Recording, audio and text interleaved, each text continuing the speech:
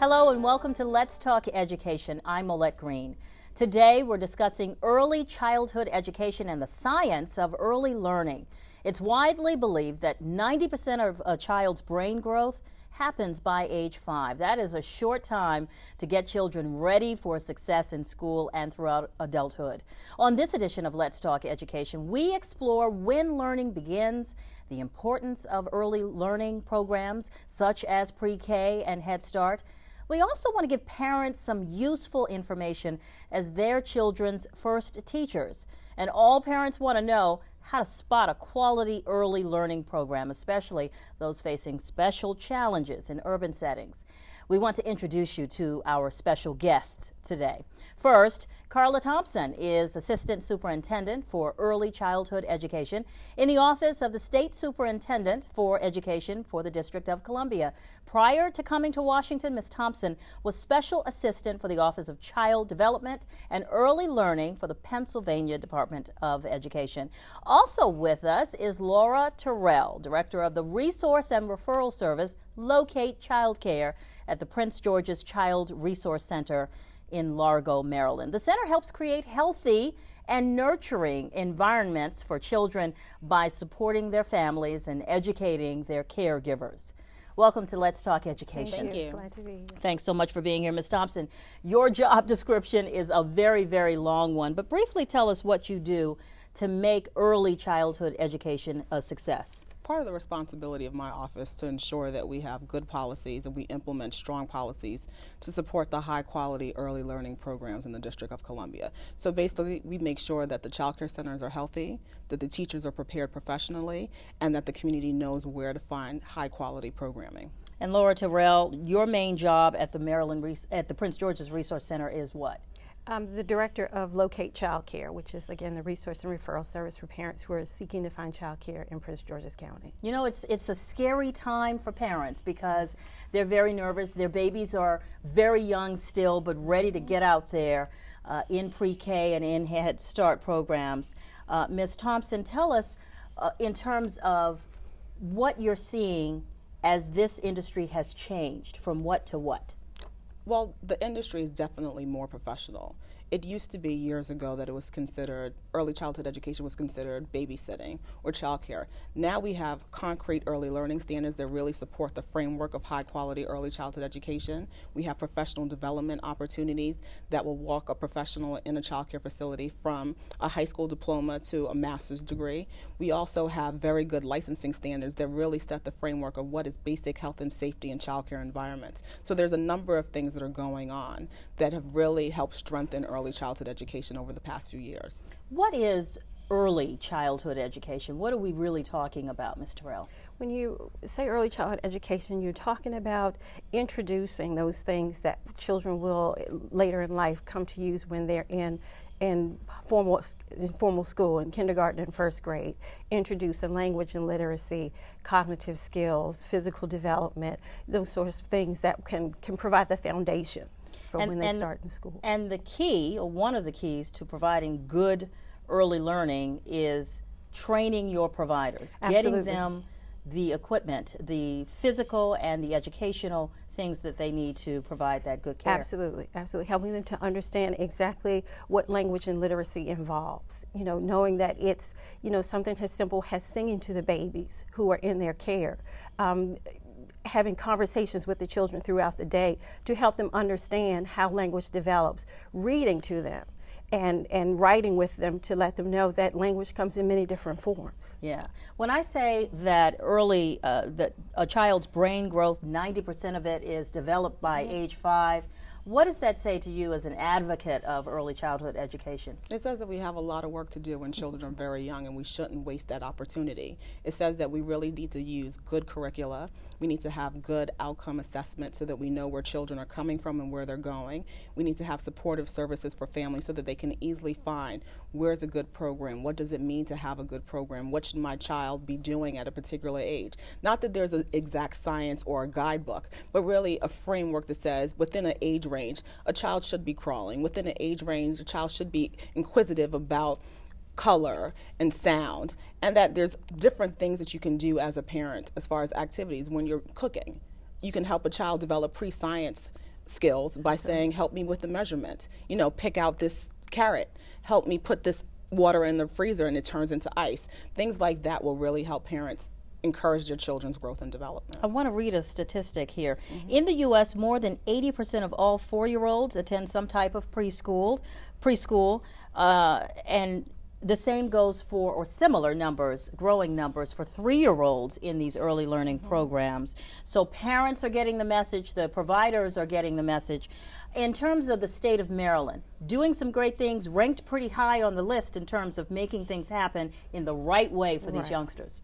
Exactly, and they each year they're adding to, because they understand, you know, how important school readiness is, that children go into school ready to succeed and be good students. So they are starting to incorporate on that early childhood, beginning in infancy, you know, supporting those caregivers to help them to develop professional development plans, to advance their education and their training, to be able to lay that framework for a successful school experience. But parents are the first teachers. Absolutely. Absolutely. Tell us what parents need to do to prepare their 3-year-old, 4-year-old for early learning. What should a parent do?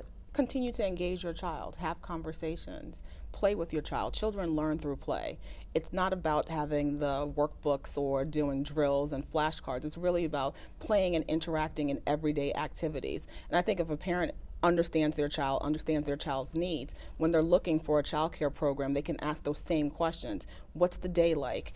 Will my child have an opportunity to play? Will my child be able to grow emotionally and mature emotionally, and as they learn classroom etiquette, things of that nature? Exactly. And you believe that developing the whole child, both of you believe that developing the whole child is essential when looking for the proper place for your youngster. Absolutely. I mean, for example, with a 2-year-old, you want to see that there are opportunities for them to learn how to participate in a group, and not so much seat work, because that's not something they're ready for. They're movers as learners, and that's what they need. They need plenty of opportunities to be able to learn and move at the same time. We still want them to be children. Oh, absolutely. Absolutely. And you want them to explore. Yeah. So you want a setting that has a water area or a science area or a music area or a dress-up area. You want them to be able to play with blocks and think about building things and taking them apart. You want them to interact in small groups and individually. Those are all of the things that you want to see in a supportive early learning environment. When you give that child the right start out of the gate, what are you seeing down the road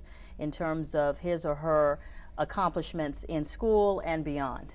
Well, research states that if a child has a high quality early learning experience, their ability to succeed between K and 3rd grade increases exponentially. And everyone says that if a child is doing well in 3rd grade, that's a good precursor to them succeeding and completing high school. Now, what happens if you keep your child home, you don't offer your child Head Start, pre-K, that's not an option for you, your kid starts school at kindergarten? What's the result there, Ms. Terrell? The result is, you know, a child who's already a year behind, where that child who's been in that group program, had that group experience doing, you know, cognitive skills, problem solving, the language and literacy, so they are able to, you know, randomly identify the alphabet. They're starting to understand that putting letters together create words, whereas that child who's not had that experience has to come in and learn all of that information, has to learn how to socialize in a group, where if they've been home alone, they've not had that group social experience. You know, also learning how to problem solve and work with their peers. So they have to play catch up. Yeah, I can see though some parents saying, well, I don't want to bombard my child who's still very young with so much so fast, and I'm holding back from early learning programs, and they'll just get it. And that's when we remind them that 90% of development happens from birth to age 5, and that's where a child is absorbing everything. The child is a little sponge, and they can take in as much as possible, and the programs are not going to push them any further than they're ready for. Do you find that there is still a debate over early learning programs? Absolutely. Yeah. And we support parents in whatever decisions they make for their children. We want them to just know that there's options available. And not only do you have child care centers, but you have family group homes programs also that have smaller environments if you feel that a classroom or a center-based class is too large for your child, because a parent knows what their child is ready for and not ready for, and you can phase them into the various options that are available. Exactly. When a parent comes into the resource center and they're looking for a good place, but they don't have the financial means to afford some of these more popular places that really cost a lot, what do they do? Is there a way for their child to get good quality care, a head start to their education without a lot of money? Absolutely. I think if, for one, if they're eligible, they can get a voucher that helps them pay for child care.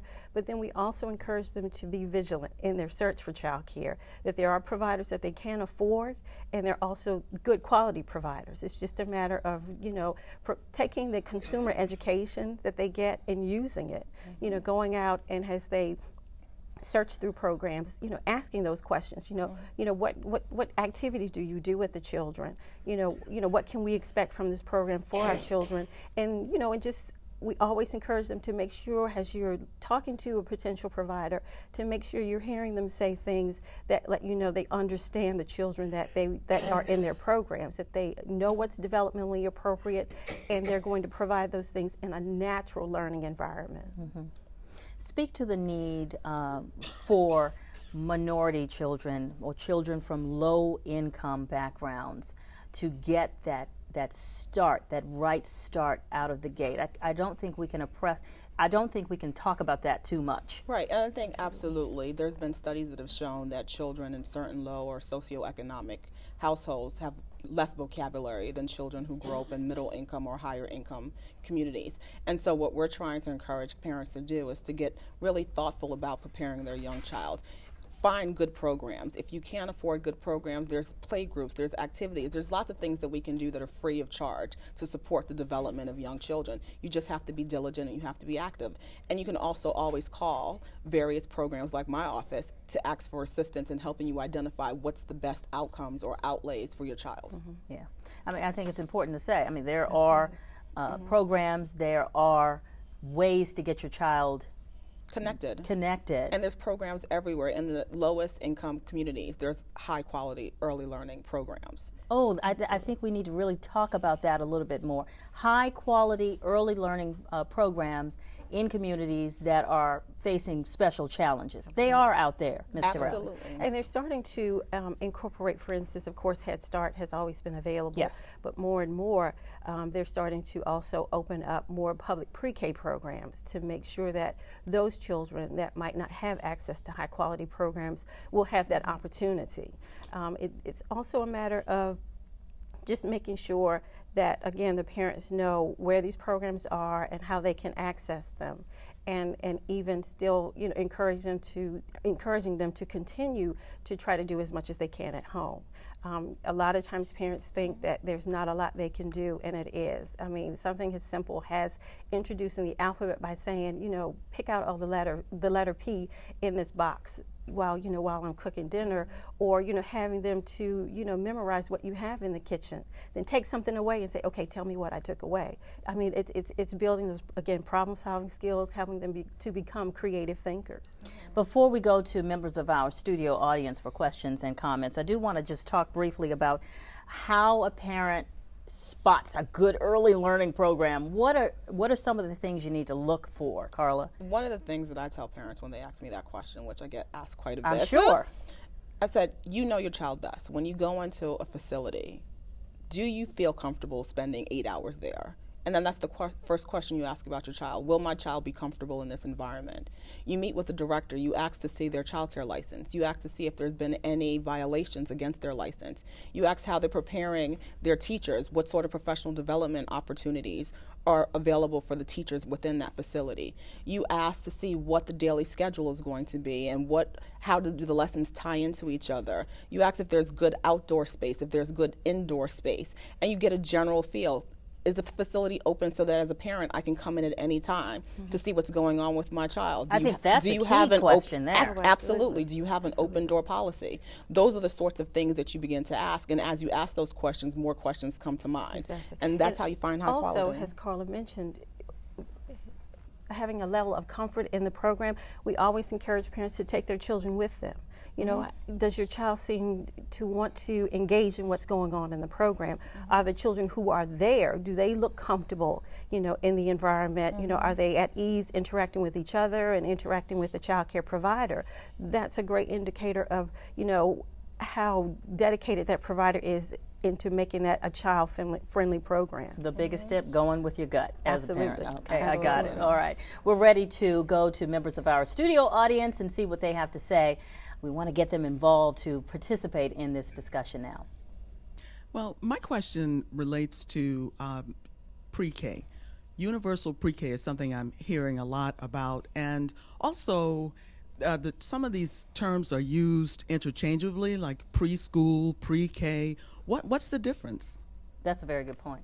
Carla, do you want to take Well, in the District of Columbia, we just passed legislation in 2008 to establish universal pre-K. So now pre-K will be available for 3 and 4-year-olds in the district, free of charge to parents, in high-quality early learning environments in the public schools, the charter schools, and in community-based organizations. And so we're really excited about that happening, and we've been enrolling more and more students every year within our pre-K program. Yeah. Preschool, pre-K, the terms are used interchangeably. Okay. In the district, it used to be preschool was for 3-year-olds and pre-K was for 4-year-olds. Now it. pre-K is universal. It's for 3 and 4-year-olds, and it's for them to have high-quality early learning. It's good to have that. Options. It's good to have that clarity. Yes. And elaborate a little bit, Laura. You can chime in here too on the benefit again of having that universal. That universal care going on, that universal learning. Well, it really helps to set the frameworks that ties nicely into what's happening into the K through 12 education system, and it really prepares young children so that they know what to expect when they're in the big school. It has good language foundation, a good math foundation, a good science foundation. It has the social emotional foundation that's necessary for high quality learning. And before we go back to members of the studio audience, did you want to? In Maryland, when you talk about pre-K, pre-K right now is available for those who otherwise wouldn't be able to afford their children in a high-quality program. There's the hope that pre-K will become universal, but right now the focus and the mission is to make sure those children who, you know, again, without the pre-K program wouldn't have access to a high-quality program, to make sure they get what they need. So with their peers who are coming from private preschools or nursery schools, as they both come into to kindergarten and first grade together, they're coming at almost at the same level. They've had the same experiences. All right. Welcome. Thank you for your question or comment. Go right on.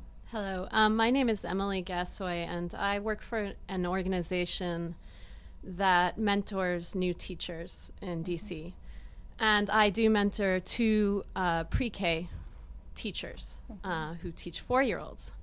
And I wanted to comment on one of the panelists said that children learn through playing. And one thing that I've noticed is that my teachers feel pressure to accelerate sort of the kinds of activities their kids do. So what I'm seeing is that the 4-year-olds are doing what I would imagine kindergartners would be doing, and the kindergartners are doing what the first graders should be doing. And there's a lot of struggle with that because the kids are not ready. So I'm not seeing a lot of playing, is what I'm saying. And with these 4-year-olds, and the blocks of time that they're given are very short. And so they're not having that experience of, you know, getting into play and, you know, talking a lot with their peers and things like that. So I was just wondering if you would comment on that. Sure. Many experts encourage child play. We encourage play significantly in the District of Columbia, and one of the things that we're doing, we developed early learning standards that talk about all of the ways in which a child learns and sets the framework. And we actually had a professional development opportunity with 500 of the DC public school teachers talking about the early learning standards and the framework, and we're thinking with more and more professional development, teachers will feel less pressure to have the academic rigor, which is important, but also to realize that there's different ways in which they can incorporate that into the child's day. Pre-K is about 6.5 hours of work every single day. No 2, 3, or 4-year-old wants 6.5 hours of pure desk work, table work, worksheets. You have to find ways to encourage and get them engaged so that they'll be lifelong learners. It's hard to get the adults to even do Exactly. that. And also the thing is remembering or helping teachers to understand and remember that these children need that opportunity to play to kind of process all that they have been introduced to in their day. That's a main component of play, you know, helping them to kind of review and practice everything that you're teaching in the classroom.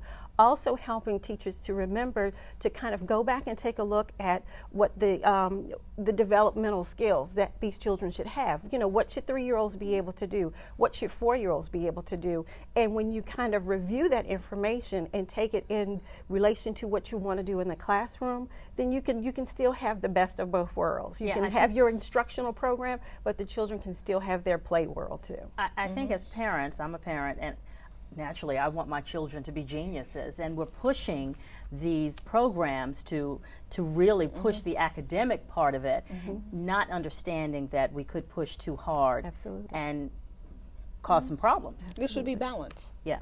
Definitely, because we always tell child care providers as they come to us for training that you can do both. You know, you can create your instructional, educational activities, but do it in a way that the children find it entertaining and enjoyable. Because the more they enjoy something, the faster they'll learn it, and the more likely that they'll retain it. Absolutely. Hi there, back to our audience for more questions and comments. Hi. Hi, I'm Maxine Colley from the Bishop John T. Walker School for Boys. We're a startup school as well. In the beginning of our school, we had a lot of questions whether we should start off in pre-K, and of course we did, which was a wonderful idea.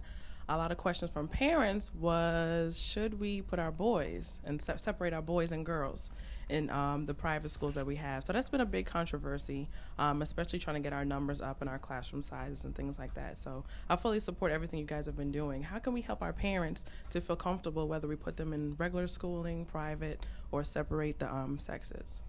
I think really it's around parent education. It's around ensuring that parents know what their options are, and parents have a choice of what they would like to do with their child, and we need to be supportive so that whatever choice is made for a parent, it's a high quality choice. So if a parent is putting their child in Head Start, it's a high quality Head Start program. If they're putting them in typical child care, it's a high quality typical child care environment. If they're putting them in Montessori, it's a high functioning Montessori program. The reality is we want parents to be able to go anywhere they choose for their child and for it to be high quality. Absolutely. And also adding to helping parents to know and remember that they're partners in the program.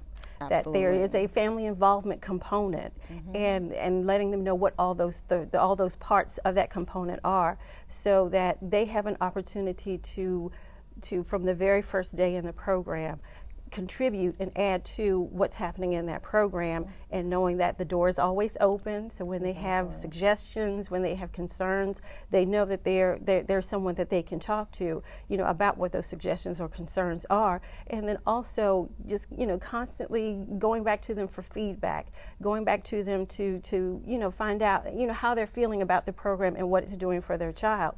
Because the more parents are involved, they have that vested interest, that too is going to add to the quality of the program. And the stronger the program will be. Absolutely. One quick tip for a parent or a provider that you can offer before we wrap up. There isn't a such thing as a stupid question. Ask any question you have and it will be answered. For providers, to make sure that their program is as transparent to parents as it can possibly be. Absolutely. Carla Thompson, Laura Terrell, thank you so much Thank you. for this very, very informative discussion. And now Dr. Leslie Fenwick, Dean of Howard University School of Education, brings us her educational commentary or homework on this topic. Parents, perhaps the best thing that you can do is to read to your child and model reading.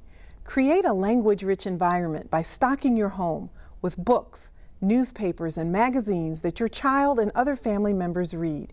Informally over meals, discuss the literature that you read, select an age-appropriate reading list for your children and yourself, and take advantage of reading circles at local libraries. Identify culturally relevant literature written by authors of color.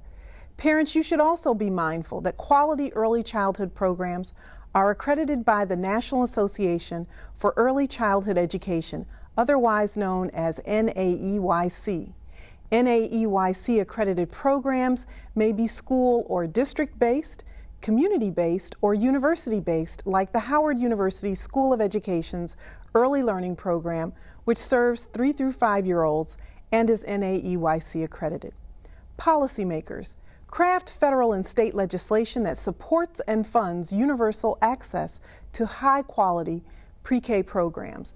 And educational leaders, create language-rich schools and classrooms that encourage reading and language development in ways that are age-appropriate and emphasize play and creativity. Molette, back to you. Thank you, Dean Fenwick. And that's all the time we have for now. Thank you for watching. I'm Molette Green. We'll see you next time on Let's Talk Education.